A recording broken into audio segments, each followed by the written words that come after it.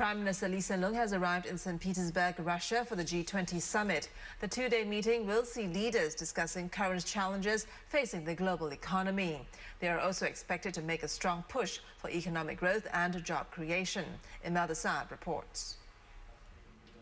The G20 brings together leaders from 19 countries, including the European Union. Members cut across the globe and include some of the world's largest economies. Observers say this year's meeting will see a shift in focus from the post-crisis mode of reforms to financial institutions to one where nations will try to find a new modality for growth. The backdrop, a multi-speed global economy, with bright sparks seen in the US, which appears to be in recovery mode. The EU is on the road to reforms. But China, for years seen as the engine of global growth, is experiencing a slowdown. And now they have a shared concern.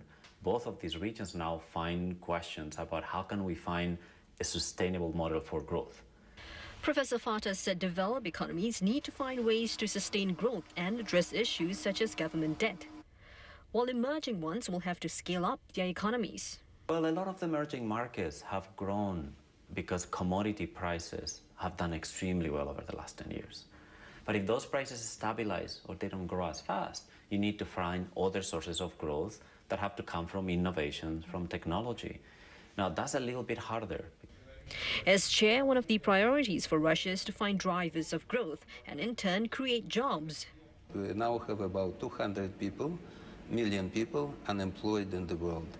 And we now have structural unemployment. We have unemployment of youth, which is a very, very urgent task. For the first time, finance and labor ministers met in July.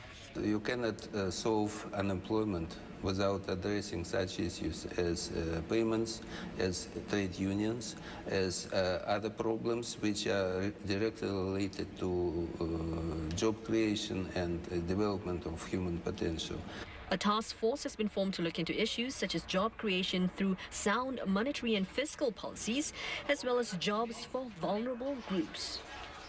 Now, as part of its outreach strategy, the G20 also invites non-members as well as regional and international bodies to attend the meeting.